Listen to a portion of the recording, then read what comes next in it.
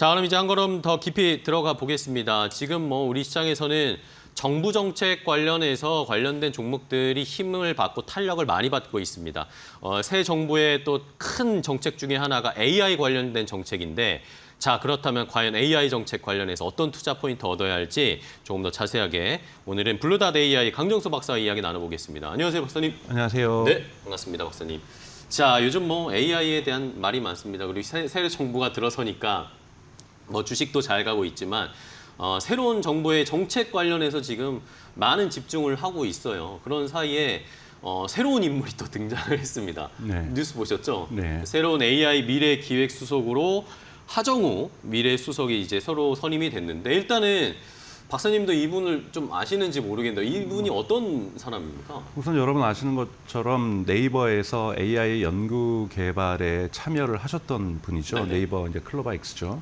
그리고 네이버에서도 계속해서 AI와 관련된 일들을 하셨고 네. 또 외부 활동도 많이 하셨던 분이기 때문에 우선은 현장 경험이 대단히 많은 분이라고 볼 수 있고, 가장 중요한 것은 무엇이냐면 AI 모델을 개발하고 AI를 발전시킴에 있어서 한국 경제에 또는 한국 사회에 무엇이 부족한지, 무엇이 절박한지, 무엇이 갖추어져야 하는지를 누구보다도 알고 있다는 거죠. 이론적으로 알고 있다는 것이 아니라 자기가 해보면서 현장에서. 부닥쳐보면서 벽이 어디에 있는지 이걸 누구보다도 잘 알고 있기 때문에 이러한 부족한 부분을 메꿔줘야만 사실은 AI는 발전할 수가 있는 네네. 거기 때문에 어디에 어떤 속도로 어떤 부분을 메꿔야 하는지를 가장 잘 알고 있기 때문에 사실은 저는 현재 상황에서 하정우 센터장이 지금 이재명 정부의 네. AI 미래 수석에 발탁된 거는 더 베스트 초이스라고 보고 있습니다. 네.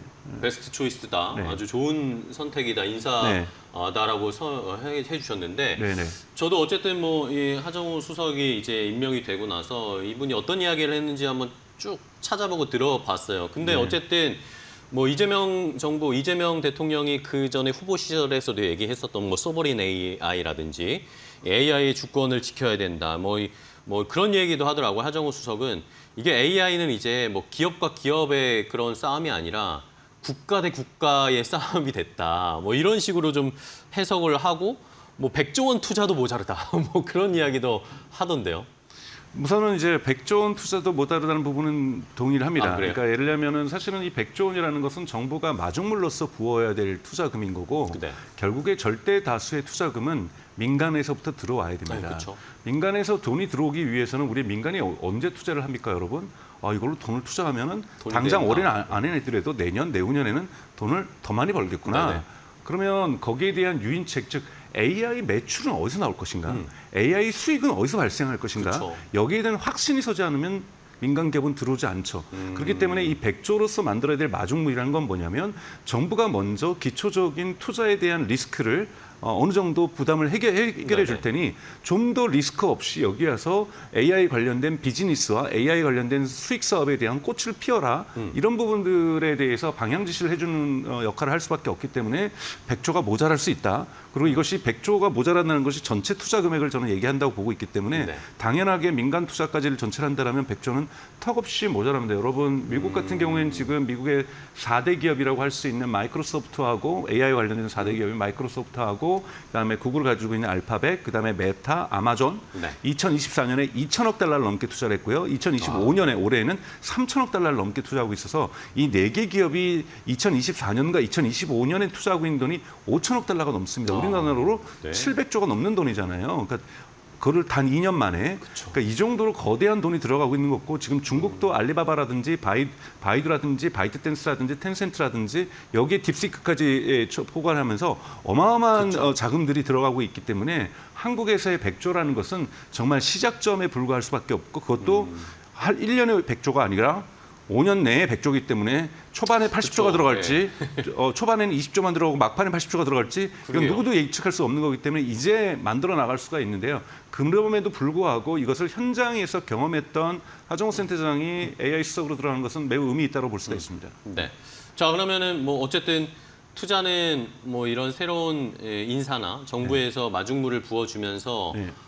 민간에서도 투자가 많이 들어올 수 있게 유도를 해줘야 되는 것이고, 뭐 이런 상황에서 그러면은 결국에는 아까 제가 말씀드린 거 하정우 수석이 소버린 AI를 계속 주장을 한단 말입니다. 저도 얘기를 들어보니까 생각보다 굉장히 강력하게 주장을 하시더라고요. 네. 자체적인 우리 문화, 우리 주권을 지킬 수 있는 글로벌 AI에 잠식되지 않고 그 사이에서도 우리가 살아남을 수 있는 소버린 AI를 강력하게 만들어야 된다. 여기에 투자를 많이 해야 된다라고 이야기를 하고 있는데 이거는 가능하다고 보세요? 아니 가능하게 만들어야죠. 저는 개인적으로는 소버린 AI 뭐 이런 단어는 중요하게 보지 않습니다. 네네. 중요하게 보지 않고요. 소버린 AI를 추구하는 것 자체도 하나의 마케팅 용어라고 생각이 들어요. 어느 정도 해야 그렇게 되면 이제 한국 정부에서 네이버라든지 뭐 LG라든지 지금 AI를 연구하고 있는 다양한 기업들의 네네. 지원이 필요하니까 소버린 AI를 얘기를 하고 있는 건데요. 근데 가장 중요한 것은 기술 독립성을 구축할 필요가 있습니다. 근데 기술 독립성을 예를 들면 우리가 인터넷을 우리가 만들지 않았지만 인터넷을 많이 활용해서 인터넷 경제를 발전시켰고 그렇죠? 네. 스마트폰을 한국이 먼저 만들지는 않았잖아요. 애플이 먼저 만들었지만 한국의 통신 부분에 있어서나 또는 삼성의 갤럭시라든지 이렇게 하면서 그리고 또 따라잡았고 또 가장 중요한 것은 그 위에 카카오톡이라든지 네이버라든지 쿠팡이라든지 토스라든지 다양한 앱들이 나오면서 스마트폰 경제, 디지털 경제, 모바일 경제를 꽃을 피우고 있는 거잖아요. 그렇죠. 그렇기 때문에 기술이 이것이 뭐 미국에서 나왔고 발전을 중심으로 하고 중국이 쫓아가고 있다고 해서 이 기술을 우리가 활용할 수 있다라면 우리가 여기에서 새로운 경제, AI 경제를 만들어낼 수 있다라면 저는 문제는 없다고 봐요. 왜냐하면 지금 오픈 AI도 한국의 지사를 만드는 이유가 전 세계에서 유료 이용자가 미국 다음으로 많다라는 거잖아요. 네네, 그렇죠. 그럼 오픈 AI를 이용해서 우리가 AI 경제를 꼽힐 수가 있다라면 뭐가 문제겠어요? 팔란티어를 쓰면은 매국인가요? 그러니까 그렇게 얘기할 수는 없는 거죠. 네. 그러니까 그렇게 할 수는 없기 때문에 어떠한 뭐 주권 AI 이런 식의 어떤 강조보다는 그러나 이것이 워낙 중요한 기술이다 보니 기술의 독립성을 유지하는 것은 대단히 중요하다. 근데 기술의 독립성을 유지하는 것은 2025년에 이룰 수 있는 것도 아니고 2026년에 이룰 수도 있는 것도 그렇죠. 아니고 네. 27년에 이룰 수도 있는 것이 아니기 때문에 중장기적 전략으로 저는 가야 된다고 봐요. 반드시 이건 추구해야 될 한 축이지만 당장 올해의 문제가 아니고 내년의 문제가 아니라는 거죠. 그렇기 네네. 때문에 이와 관련된 기초를 아정호 AI 수석이 잘 만들어 놓을 거라고 저는 보고 있고 이재명 정부가 가지고 있는 대단히 중요한 국가적 임무라고 저는 생각은 합니다. 네. 하지만 이것에 의해서 모든 것이 좌우되는 그런 문제, 즉 국산을 써야만 AI가 잘 될 거다. 이러는 것은 잘못된 생각인 거고요. 그렇기 때문에 이것은 하지만 기술 독립이 워낙 중요한 기술이기 때문에 특히 이것이 국방 분야에도 쓰일 수가 있는 그쵸. 것이기 때문에 네, 안보. 여기에 관련된 안보 문제도 존재하는 거기 때문에 여기에 대한 중장기적 전략으로 한국의 어떤 내재적인 능력들을 키우는 것은 중요하다 보고 있습니다. 그러면은 결국에 뭐 꼭 소버린 AI 이런 용어를 쓰지 않더라도 우리의 자체적인 기술 독립이죠. 기술 독립을 할 수 있는 거대 네. 언어 모델 같은 것들은 계속 추구해서 만들어 나가되 네. 지금 현재 대응할 수 있는 것들은 그럼 결국엔 예전에 우리가 아이폰이 나왔을 때 그 안에 앱 생태계가 생긴 것처럼 네. 이 AI 뭐 챗 GPT든 제미나이든 이런 것들을 잘 활용해서 우리가 수익 창출할 수 있는 것들을 많이 만들어내야 되잖아요. 그렇죠. 네. 바로 그거죠. 왜냐하면 특히 여러분 2024년과 2023년에 AI하고 지금 2025년 AI는 국면이 달라지고 있습니다. 네네. 한국의 여러분 챗GPT 무료 사용자가 1,800만 명을 넘어서고 있어요. 와, 네. 어마어마하게 넘어서고 있고 검색을 챗GPT를 이용하는 사람들이 많아지기 시작하고 있는 거고 여기에 지금 구글 또한 대단히 큰 공세를 하고 있는 거고 네. 지금 구글 같은 경우에는 아예 이제 여러분 링크 중심의 검색이 아니라 AI가 모든 걸 답변하는 그렇죠. 검색으로 네네. 지금 말씀해 미국은 주셨죠. 재편이 됐고 올해 한국도 올해 말 정도 나올 거라 보고 있고 지난주에 네이버도 AI 탭이라는 형식으로 내년에 유사한 방식으로 대응을 하겠다고 얘기를 하고 있는 거죠. 그러면 인터넷이 작동하는 인터넷 경제가 작동하는 근본적인 질서가 변하는 거고요. 그리고 이와 관련해서 쇼핑 사업도 지금 구글도 진출했고 오픈 AI도 쇼핑 사업에 진출을 했고요. 그리고 아마존도 아마존닷컴에서 쇼핑 에이전트라는 것을 시작을 했고 그래서 쇼핑 산업을 지금 질서 재편을 하려고 하고 있고요. 그리고 지금 오픈 AI는 지금 빠르면 올해 늦어도 내년에는 SNS 서비스도 지금 독자적으로 진행을 하겠다라는 거예요. 그럼 SNS 서비스가 나온다는 그 안에 여러분 DM이 있다라는 거죠. 그쵸. 그러면 카카오를 공격할 겁니다. 그러니까 모바일 서비스 시장에서의 메시지 서비스도 공격을 할 거고요. 이런 것을 요즘 컨슈머 소비자, 컨슈머 AI 마켓 시장이라고 얘기를 합니다. 이러한 부분에 대해서 공세적으로 그들이 나오고 있는 것은 여러분 오픈 AI의 지금 기업 밸류에이션이 올해 4월 달에 400억 달러를 투자받으면서 무려 3천억 달러로 증가를 했어요. 3천억 달러면은 여러분 스페이스X가 3,800억 달러니까 엄청난 가격이죠. 그러면 이것을 기업 가치를 방어하기 위해서는 그냥 유료 시장만 키워서는 안 되는 거죠. 20달러 받는 사람들 2천만 명 되고 3천만 명 된다고 해서 될 일이 아니라 지금 벌써 전 세계에 오픈 AI 챗GPT를 쓰고 있는 사람이 8억 명입니다. 네네. 자, 이 8억 명을 10억 명을 만들고 20억 명을 만들고 기존에 있는 검색 시장을 와해시키고 기존에 있었던 쇼핑 시장이 시장에 의미 있는 진출을 하고 기존에 있는 모바일 메시징 서비스에 진출을 하면서 시장을 질서 재편하려고 하고 있는 엄청난 속도전을 벌이고 있다는 거예요. 여기에 그렇다면 우리 또한 한국에 있어서 카카오톡을 어떻게 방어할 것인가, 네이버를 어떻게 방어할 것인가, 그리고 여기에서 쇼핑인 쿠팡이라든지 각종의 쇼핑 서비스 한국 경제들이 AI의 이러한 거대한 미국 기업들의 침공에 맞서서 한국의 서비스 시장을 어떻게 보호할 것인가, 이 부분이 더 중요하다는 거예요. 그러한 가운데에서 투트랙으로 장기적인 체력을 길러내기 위해서 기술 독립을 하기 위한 역량을 강화하는 것도 중요하고요. 이 부분도 한 축으로 이건 국가가 많은 신경을 써야 될 거라고 보고요. 민간 영역에서는 지금 거의 전쟁이 일어날 가능성이 많다는 거죠. 이런 경제 전쟁에 맞는 우리가 준비가 되어 있느냐, 별로 준비가 되어 있지 않다라는 거죠. 이 부분들에 대한 좀 세팅과 조정과 각성을 하는 것들이 지금 현재에서는 가장 중요하다고 저는 보고 있습니다. 네. 자, 그러면은 말씀해 주신 것처럼 기술 독립, 기술 주권을 지킬 수 있는 쪽의 연구와 지금 현실에서 바로바로 적용할 수 있는 것들을 두 측면을 같이 준비를 해야 되는데, 그러면 이런 상황에서 어쨌든 지금의 정부의 역할이 중요할 수밖에 없잖아요. 예. 그렇죠. 엄청 중요한 상황인데 인프라를 갖춰준다거나 AI 어쨌든 뭐 GPU 지금 뭐 GPU도 없고 데이터 센터도 없고 이 전력망도 깔아줘야 되고, 그럼 이런 것부터 지금 차근차근 해나가야 된다고 보세요? 그럼요. 우선은 국가가 지금 시급하게 해야 될 것은 AI 인프라스트럭처의 구축입니다. 네네. 지금 너무 반도체에 집중하고 있어요. 반도체는 민간이 알아서 할 문제라고 저는 생각이 들어요. 그래요? 워낙 이 시장이 워낙 크기 때문에 워낙 전 세계적으로 커지고 있기 때문에, 아니 SK 하이닉스가 국가가 안 도와줘서 지금 성장을 못했나요? 그렇죠. SK 하이닉스는 국가가 도와주지 않아도 엄청나게 빠른 속도로 성장을 하고 있고, 지금 오히려 SK 하이닉스에게는 마이크론이 성장하고 있는 게 걱정인 거죠. 그렇죠.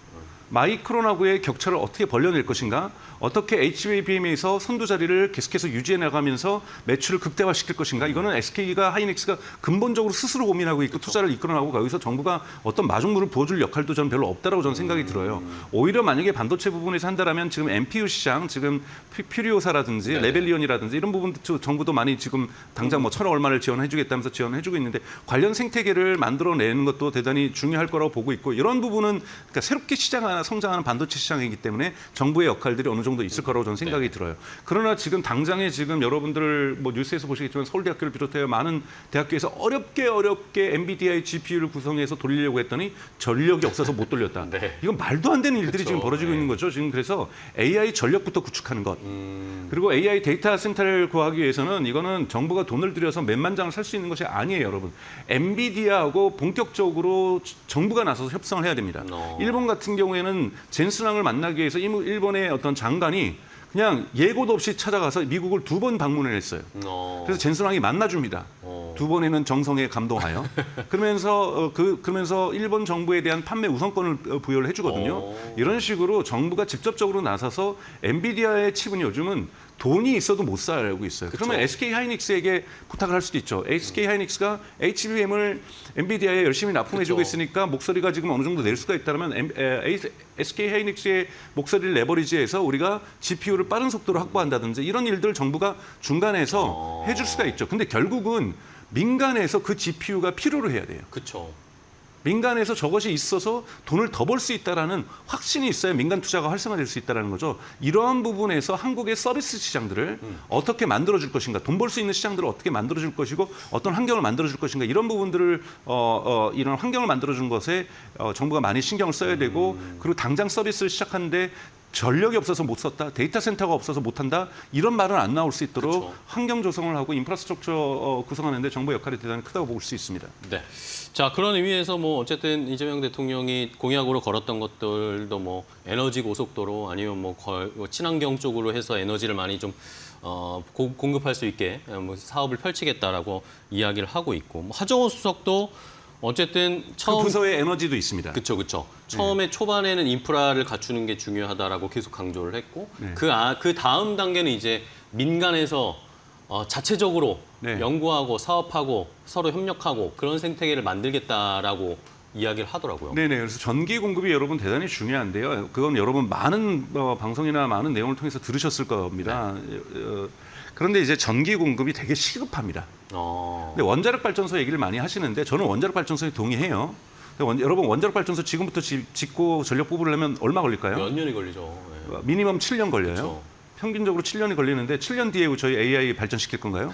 아니라는 거죠. 그러면 어떻게 시급하게 AI 전기를 모색할 것인가 이 부분 대단히 중요하다라는 거고 또 아마존이라든지 미국의 빅테크들이 지금 걸리고 있는 것이 아리백에 가입되어 있는 거잖아요. 그쵸. 2030년까지 재생에너지를 100% 해야 되는데 지금 데이터를 센터를 근데 그 당시 아리백 가입할 때는 데이터 센터에 AI가 이렇게 전기를 많이 먹을 줄 몰랐습니다. 네. 그래서 지금은 원자력까지도 포함시키고 있는 건데 이거는 기존에 이미 작동하고 있는 원자력 발전소의 에너지를 가지고 오고 있는 거고요. 빅테크 같은 경우. 지금 현재는 한국은 더 이상 가져올 원자력 발전소 에너지가 없는 없어요. 상태죠. 네. 그렇게 된다. 그리고 지금 막 여름 되면은 블랙아웃 돼가지고 지금 자 온도를 높여주세요. 에어컨을 갖다가 좀 약하게 써주세요. 전 국민이 이런 캠페인하고 있는 상황에서 AI 쓸 전기가 지금 저희가 어디 있게 있어요. 그렇네요. 이 부분을 마련하기 위해서 저는 재생에너지는 대단히 빠른 속도로 태양광은 보통 맥스 2년 걸립니다. 그러니까 1년에서 2년 만에 만들 수 있다라는 거고 그다음에 여기서 또 쓸 수 있는 것은 천연가스죠. 내추럴 가스 부분 저는 과도기적으로 지금 도입을 할 필요가 있다고 저는 생각이 들어요. 그래서 내추럴 가스의 어떤 천연가스의 강화, 태양광의 강화 왜 두 가지는 가장 빠른 속도로 에너지를 구축할 수가 있다라는 거죠. 이런 부분에서의 좀 실용적인 접근들이 저는 필요하다고 보고요. 이 부분이 좀 첫 번째로 풀어야 될 과제가 저는 아닌가라고 저는 생각이 듭니다. 네. 그러면은 뭐 이재명 정부의 또 AI 정책 중에 하나 이야기 나왔던 게 뭐 AI 바우처, 전 국민 바우처 지급한다 뭐 이런 이야기도 있었어요. 근데 이게 뭐 굳이 해야 되나라는 의견들도 있는데 공약을 다 하는 정부는 없습니다. 네네. 공약을 만들 때 이번에 우리가 인정해야 되는 것은 워낙 정책 불안정 속에서 계엄 이후에 이뤄졌던 전국 속에서 정부가 출연한 거기 때문에 네. 공약을 꼼꼼하게 준비할 수 있는 시간이 없었기 때문에 어떠한 누구의 공약을 못 지킨다고 해서 저는 비판할 여지는 그러니까 이유는 없다라고 저는 생각이 들어요. 급하게 선거를 해야 되다 보니까 공약들이 좀 급조된 부분들이 어느 캠프에나 존재할 수밖에 없었던 거고 바우처 같은 경우 대표적으로 잘못된 공약이라 저는 개인적으로 생각이 들어요. 모든 국민에게 AI를 사용하게 하겠다. 왜 AI가 22달러나 하니까? 22달러짜리 AI를 왜 모든 국민이 다 써야 됩니까? 지금 벌써 여러분 챗GPT나 구글 제미나이 써보십시오. 2024년에는 돈을 낸 사람은 최상위 모델을 쓸 수 있고 네, 그쵸. 돈을 안 낸 사람들은 하위 모델을 썼어요. 차별을 줬죠. 그렇죠. 지금 어떻게 차별을 줍니까? 돈을 안 낸 사람도 무료로 사용하는 사람도 최상위 모델을 씁니다. 돈을 낸 사람하고 똑같은 모델을 써요. 다만 사용량에 제한이 있을 뿐이에요. 횟수가 제한이 있죠. 그렇죠. 사용량에 제한이 있는데 이 사용량으로도 충분해요 아직은. 그렇죠. 아직 저도 그렇게 잘 쓰고 있습니다. 저도 제미나이는 무료로 쓰고 있어요. 근데 충분합니다. 저도 AI를 대단히 많이 쓰면에도 불구하고 구글 노트북 LM 너무나도 잘 쓰고 있는데 충분해요. 무료로 쓰고 있는데 자 그러면 지금 여기에 바우처가 왜 필요해요? 그렇네요. 그러니까 지금 벌써 그리고 전 국민이 AI를 쓰고 있어요. 1,800만 명이 챗 GPT를 무료로 쓰고 있습니다. 그리고 구글 제미나이는 측정이 안 돼요. 왜냐하면 지메일 들어가서 쓰면은 구글 제미나이로 쉽게 넘어갈 수가 있고 이렇기 때문에 지금 AI는 지금 대단히 보편적 서비스로 확산되고 있다는 거예요. 이미. 그렇기 때문에 바우처 정부를 했기 때문에 정말 잘못했어. 이건 아니죠. 그냥 공약으로 당시에는 AI가 대중화되는 속도가 이렇게까지 빨라질 거라고 생각하지 못했기 때문에 이런 시간 격차 때문에 나올 수 있었던 공약이기 때문에 아마 바우처 얘기는 아마 속 들어갈 거라고 저는 생각이 들어요. 그런데도 바우처를 해준다라면 저는 그거 받으면 어디다 써야 돼요? 그 AI 유료 서비스 물론 저는 챗GPT를 유료로 쓰고 있는데 그걸 지금 정부가 대준다라는 거잖아요. 왜요? 네. 굳이. 그렇기 때문에 저는 그런 부분은 중요한 공약이라고 보지는 않습니다. 알겠습니다.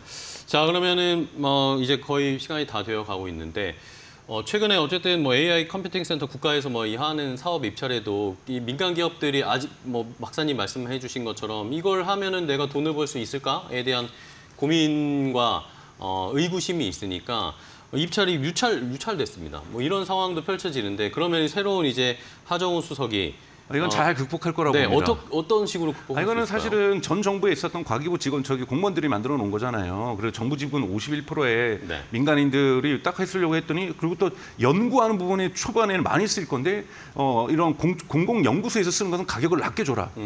그러면 뭘로 벌어요? 그렇죠. 돈을 벌 수 있는 동기부여가 안 되고 있다라는 거예요. 이건 세팅 자체가 잘못된 거기 때문에 이런 프로젝트는 새롭게 이런 것들을 저는 하정우 수석이 다 바꿔줄 거라고 저는 생각이 들어요. 그렇기 때문에 이런 이슈는 큰 문제가 되지 않는다. 즉 과거의 프레임으로 짰던 정부 정책이 지금 실패하고 있는 것들 사실은 저희가 지난 몇 년 동안 AI 물론 국가위원회가 있었긴 했습니다만 AI 부분에서 저희가 2, 3년 좀 실기를 한 부분들이 분명히 존재를 하죠. 그러다 보니까 이런 정책들이 급조됐던 부분인데요. 이런 부분들은 전 조정될 거라고 보고 있습니다. 알겠습니다. 자 그러면은 어쨌든 새로운 인사가 AI 미래기획 수석으로 자리를 했고 박사님께서는 굉장히 좋은 인사고 뭔가 기대가 된다라고 말씀해 주셨는데 그럼 마지막으로 이재명 정부의 AI 정책 앞으로 이런 것들이 좀 더 필요하다라고 좋은 제언을 주신다면 우선 인재 양성이 중요하다는 것은 이재명 정부에서도 이야기를 하고 있습니다. AI 인재 양성, 특히 해외에 있는 한국 출신의 AI 인재들이 국내로 들어올 필요가 있다. 저도 동의를 해요. 그렇죠. 근데 더 중요한 것은 지금 대학교 1학년생부터 AI 인재를 대량으로 이런 표현 써서 죄송합니다. 많이 키우는 겁니다. 네. 그러기 위해서는 이번 수능 입시부터 아, 그 부모들이 이 컴퓨터공학과에 AI 관련과에 지원할 수 있도록 부모와 학생들이 지원할 수 있도록 이 부분에 대한 시장 신호를 명확하게 줄 필요가 있다는 거예요. 줘야겠네요. 산학협동이 대학교 1학년 때부터 작동한다. 1학년 들어와서도 GPU를 가지고 연구할 수 있다. 왜냐하면 지금 1학년 들어오면 기초공학 책으로만 공부하고 논문으로만 공부하고 있는 것이 한국의 학부생 대학원생들이잖아요. 그렇죠. 그래서 여기 들어오면은 대학교 3학년 되면은 이미 AI 기업하고 입도 선매로 계약서 해가지고 협업을 하고 벌써 취직도 거의 걱정 없고 잘하면 이거 의사보다 돈 더 많이 벌 수 있다더라 이런 얘기들을 국가가 해주면서 학생들과 학부모들이 고등학교 2학년 3학년인 사람들이 자기의 전망과 꿈을 AI 개발자, AI 엔지니어 이런 쪽 과학자 이런 쪽으로 꿈을 꿀 수 있도록 지금 빨리 해줘야 될 것은 젊은 AI 인재의 육성과 양성을 지금부터 시작을 해야 된다는 겁니다. 알겠습니다. 네, 아주 열정적으로 말씀해 주셨네요. 네. 해외 인재들을 돌아오게 하는 것도 좋지만 미리미리 저희가 어렸을 때부터 AI에 대한 경험도 많이 쌓고 네. 그러면서 자유롭게 좀 가지고 놀 수 있는 흔한 말로 가지고 놀 수 있는 그런 사람들이 많아져야 된다라는 그런 유인책을 정부에서 또 해 주시기를 저희도 한번 바라보겠습니다. 강 박사님 말을 들으시겠죠? 자, 오늘 강정수 박사님과 함께 이 새로운 정부의 AI 정책에 대해서 한번 분석을 해봤는데요. 저희가 말씀드린 것처럼 좋은 결과들이 있었으면 좋겠습니다. 그래야 주식시장도 좋고 우리가 투자하는데도 조금 더 재미가 붙을 것 같습니다. 네. 오늘 좋은 인사이트 주셔서 감사하고요. 박사님 다음 시간에 또 뵙겠습니다. 고생 많으셨어요. 고맙습니다. 고맙습니다.